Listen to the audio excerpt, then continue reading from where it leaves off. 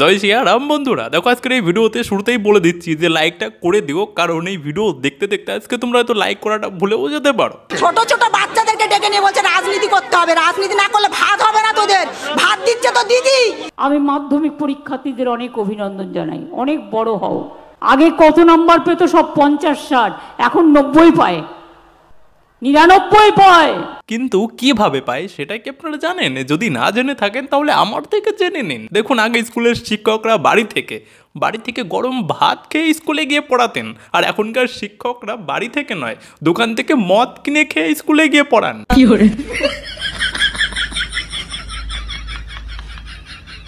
এবার হয়তো তৃণমূলের ওই চটিচাটাগুলো আর চোরগুলো আমার এই কথাটা বিশ্বাস নাও করতে পারে, কিন্তু আপনারা তো সবাই জানেনই যে আমি বিনা প্রুফে কাউকেই কোনো রকমের কোনো এক্সপোজ করি না, তো সেই জন্য আমি প্রুফও নিয়ে এসেছি। বিভিন্ন স্কুলে যারা অভিভাবকরা তাদের সন্তানদের পাঠান, সেখানে ভালো শিক্ষা পাবে, তারা ভালোভাবে পড়াশোনা করবে সেই আশা নিয়েই পাঠান।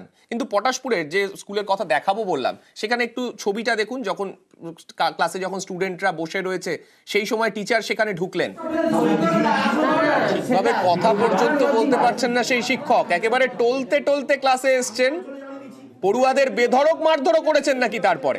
এই ভিডিওটা দেখে এবার হয়তো চটিচাটাগুলো আর ওই 3.5 বছর জেল খাটা মালটা বলে উঠতে পারে যে এই শিক্ষকের সঙ্গে ওই স্কুলের কোনো সম্পর্ক নেই। দেখুন, আমার আপনার মতো মানুষগুলো কিন্তু খুব সহজেই মিথ্যে কথা বলতে পারি, বা যে কোনো মনের মধ্যে লুকিয়ে থাকা কোনো কথা সেটা কিন্তু আমরা লুকিয়েও রাখতে পারি। কিন্তু যে ব্যক্তি মদ খায় সে ব্যক্তি কিন্তু মাতাল অবস্থায় সে তার লুকোনো কথা লুকিয়েও রাখতে পারে না, এবং মিথ্যে কথাও খুব সহজে বলতে পারে না। তো এবার একবার ভেবে দেখুন, যে ব্যক্তি বা যে মাস্টার মদ খেয়ে মাতাল হয়ে স্কুলে গিয়ে পড়াতে পারে, সে তো একদম ছাত্রছাত্রীদেরকে একদম মন দিয়ে পড়াতে পারে, একদম মন খুলে পড়াতে পারে। তাহলে সেই ছাত্রছাত্রীরা কেন 90-99 পাবে না? বসুন, এসব আমি জানি। তাহলে সেই ছাত্রছাত্রীরা কেন 90-99 পাবে না? মহা মুশকিল ভাই। আবার মমতা ব্যানার্জি বলছে যে বাংলার ছাত্রছাত্রীরা ইন্টারন্যাশনাল কম্পিটিশনে ভালো নাম্বার পায়। আমি চাই বাংলার ছেলে মেয়েরা ইন্টারন্যাশনাল কম্পিটিশনে ভালো নাম্বার পাক। দেখুন, বাংলার শিক্ষার যা অবস্থা, এইভাবে যদি চলতে থাকে না, তাহলে বাংলার স্কুল কলেজে পড়া ছাত্রছাত্রীরা ইন্টারন্যাশনাল তো দূরের কথা, একটা সময় হয়তো মাদ্রাসা ছাড়া আর কোনো জায়গায় চান্স পাবে না। তাছাড়াও কিছুদিন আগে দেখলাম যে একটা স্কুলের হেডমাস্টার তিনি স্কুলে না গিয়ে বুগি ডান্স করা মেয়েদের সঙ্গে মঞ্চের উপরে উঠে বুগি ডান্স করেছে। মদ খেয়ে তিনি মঞ্চে নাচছেন, নাচতে নাচতে গড়াগড়িও খাচ্ছেন। মত্ত হেডমাস্টারের এইরকম ভিডিওই ভাইরাল হয়েছে আপাতত সোশ্যাল মিডিয়ায়।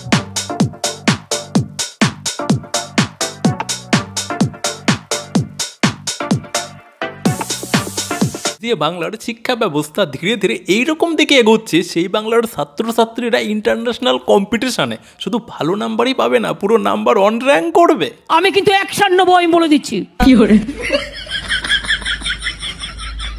তাছাড়াও দেখুন, যে রাজ্যের শিক্ষামন্ত্রী একটা নিজের মেয়ের বয়সী মেয়ের সঙ্গে অবৈধ প্রেমের সম্পর্ক করে করে, তো সেই রাজ্যের শিক্ষকরা একটুখানি মদ খেয়ে এরকম নাচানাচি করবে, এটা তো সামান্য ব্যাপার।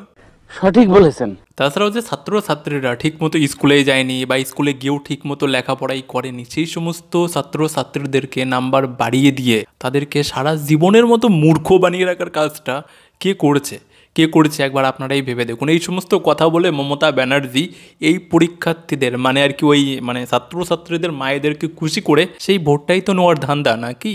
সঠিক বলেছেন। তাছাড়াও সেই গল্পে যেমন গরু গাছে ওঠে না, ঠিক তেমনি মমতা ব্যানার্জিরও ভাষণে ঠিক সেরকমই একটা প্রকাশ পাচ্ছে যে আমাদের বাংলার ছাত্রছাত্রীরা নাকি এইরকমভাবে এই শিক্ষা ব্যবস্থার মধ্যে দিয়ে পড়ালেখা করে সে নাকি আবার ইন্টারন্যাশনাল কম্পিটিশনে ভালো র্যাঙ্ক করবে।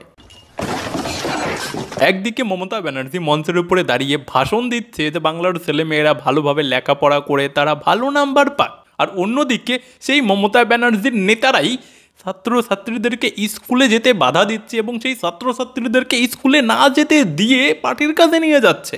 এই রাজনীতিতে আপনাদের সন্তানদেরকে অভ্যাস করায়। এরাই পথে নামিয়েছে আমাদের ভালো। আমরা গরিব মানুষ, আমাদের সন্তানকে আমরা নুন ভাত খেয়ে থাকবো, ভালোভাবে থাকবো। এরা ওরাই আজকে রাজনীতি নামে আমাদের ছেলেমেয়েরা দেশ ছাড়া বিদেশ করে। আপনারা বলছেন যে আপনাদের সন্তানরা নষ্ট হয়ে যাচ্ছে, সন্দেশখালীর যারা তরুণ তারা নষ্ট হয়ে যাচ্ছে, কেন বলছে? ছোট ছোট বাচ্চাদেরকে ডেকে নিয়ে বলছে রাজনীতি করতে হবে, রাজনীতি না করলে ভাত হবে না তোদের। ভাত দিচ্ছে তো দিদি, তাহলে রাজনীতি না করলে ভাত পাবি কোথা থেকে? বলে হাতে মদের বোতল আর বন্দুক ধরিয়ে দিচ্ছে, চল এবার তোর মাকে মার, তোর বাবাকে মার। দেখেছেন সন্দেশখালীর মহিলারা তৃণমূল নেতাদের বিরুদ্ধে কি বলছে? যে মমতা ব্যানার্জি মঞ্চের উপরে দাঁড়িয়ে এত ভালো ভালো জ্ঞানের কথা বলে বেড়াচ্ছে, সেই মমতা ব্যানার্জির নেতারাই তার উল্টোটা করছে। তো কি গো পিসি, এবারও কি তোমার মনে হচ্ছে যে তোমরা থাকতে এই বাংলার ছাত্রছাত্রীরা ইন্টারন্যাশনাল কম্পিটিশনে পৌঁছাতে পারবে?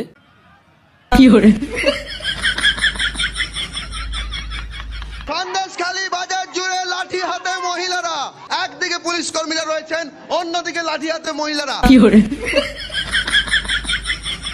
আচ্ছা, আপনাদের মনে আছে যে 2021-এর বিধানসভা ভোটের আগে মমতা ব্যানার্জি পা ভাঙার নাটক করে এখানে ওখানে সভা করতেন আর বলতেন যে বিজেপি যদি আসে তাহলে বাংলার মা বোনেরা আপনারা হাতা খুন্তি হাতে নিয়ে দাঁড়াবেন। আর এখন তার উল্টোটা হয়ে গেছে, সেই মা বোনেরাই এখন বাস হাতে করে দাঁড়িয়ে আছে। কাদের বিরুদ্ধে? তৃণমূলের নেতাদের বিরুদ্ধে। इतनी खुशी मुझे आज तक कभी नहीं हुई।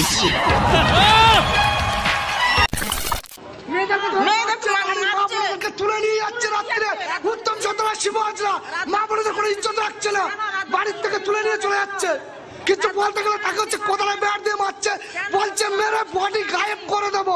সন্দেশখালীর নেতাদের চরিত্রের ব্যাপারে সন্দেশখালীর লোকেরা বা মহিলারা কিভাবে কি বলছে দেখেছেন? সত্যি এই তৃণমূলের নেতাদের চরিত্র যে কতটা ভালো সেটা আপনারা এই ভিডিও দেখেই বুঝে নিন। টাকা দেয়, মদ খাবায়, বাইক দেয়, উমুকের ঘর ভাঙতে হবে, ভাঙতে হবে, না করলে ওদের আবার ওর বাবাকে মারতে হবে, মারতে হবে, উমুকের জায়গা থেকে মেয়ে তুলে আনতে হবে, আনতে হবে, উমুকের বউ আনতে হবে, আনতে হবে। এই এদের রাজনীতি। আর এই পুলিশ কোনো কর্ম না। যে দলের নেতাদের চরিত্র এতটা সুমধুর, সেই দলের নেতাদের বড় বড় কথা বলতে বা নারী সুরক্ষা নিয়ে কথা বলতে একটুও কি লজ্জা করে না? আর এত কিছুর পরেও যারা নিজেদের দিকে আঙুল না তুলে অন্য দলের দিকে আঙুল তোলে, আমি তাদেরকে একটা কথাই বলবো যে তাদের আঙুলটা যেন এবার তাদের পিছনেই ঢুকে যায়। কথা আপনাদের কাছে আমার জিজ্ঞাস্য, 5 তারিখ ইডি যখন হানা দিল তারপর থেকে শাহজাহানকে পাওয়া যাচ্ছে না, আপনারা কি গ্রামে তারপর থেকে শাহজাহানকে দেখেছেন? শাহজাহান এখানেই আছে, সন্দেশখালীতেই আছে, গ্রামবাসী দেখতে পাচ্ছে কিন্তু পুলিশ দেখতে পাচ্ছে না, পুলিশ ঘুমিয়েই আছে। তো এবার আপনারা কি বলবেন যে পুলিশের চোখে জয় বাংলা হয়েছে নাকি হাওয়াই চটির কোনো চশমা পড়ে আছে, কোনটা? অ্যাকচুয়ালি দেখুন যে পুলিশ শাহজাহানকে খুঁজেই পায় না, মানে একদম চিরুনি তল্লাশি করেও খুঁজে পাচ্ছিল না। সেই শাহজাহান শেখ গ্রামে ঘুরছে, সেটা গ্রামের সবাই দেখতে পাচ্ছে, গ্রামবাসী দেখতে পাচ্ছে কিন্তু পুলিশ দেখতে পাচ্ছে না, পুলিশ ঘুমিয়েই আছে। আমার মনে হয় যে সন্দেশখালী থানার পুলিশকে মমতা ব্যানার্জি এখনো বলেনি যে কেসটা আসলে কিভাবে সাজাতে হবে, সেই জন্য সন্দেশখালী থানার পুলিশও শাহজাহানকে ঠিক দেখতে পাচ্ছে না।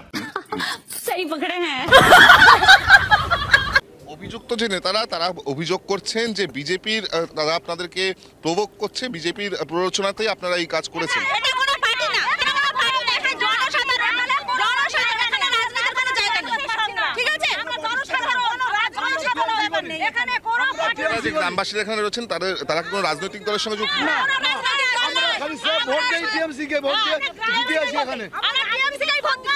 কি বলছে শুনলেন? ইনারা বলছে যে ইনারা নাকি তৃণমূলকেই ভোট দিয়েছে। তো তৃণমূলকে ভোট দেওয়ার পরেও যদি এই অবস্থা হয় না, তাহলে সত্যি কথা বলছি, মন থেকে বলছি, এরকম একটা ঘটনা ঘটার দরকার ছিল। অ্যাকচুয়ালি ইনাদের থেকে একটা শিক্ষা তারা পাবে যারা 500 বা 1000 টাকায় নিজেদেরকে একটা রাজনৈতিক দলের কাছে বিক্রি করেছে। দেখুন আমাদের বাংলায় বর্তমানে যা কিছু ঘটছে না, এগুলো কোনো এন্টারটেনমেন্টের কোনো বিষয় নয়, এগুলো আমাদের সত্যিকারের একদম প্রবলেম, বাংলার মানুষের সমস্যা। এই চোরেদেরকে নিয়ে, এই গুন্ডাদেরকে নিয়ে বাংলার মানুষের বাস্তব সমস্যা সন্দেশখালী শুরু করেছে। পুরো বাংলার মানুষ দেখুক, বুঝুক, আর তারাও এরকমভাবে জেগে উঠুক। মানুষ অ্যাকচুয়ালি এই অন্যায়ের বিরুদ্ধে প্রতিবাদটা অ্যাকচুয়ালি করুক। তো আজকের মতো ভিডিওটা এখানেই শেষ করলাম, আর আগামী ভিডিওটা খুব তাড়াতাড়ি আসবে। আর হ্যাঁ, যারা গত ভিডিওটা দেখোনি পাশে দিয়ে দিলাম, একটু দেখো যদি সময় থাকে। তো আজকের মতো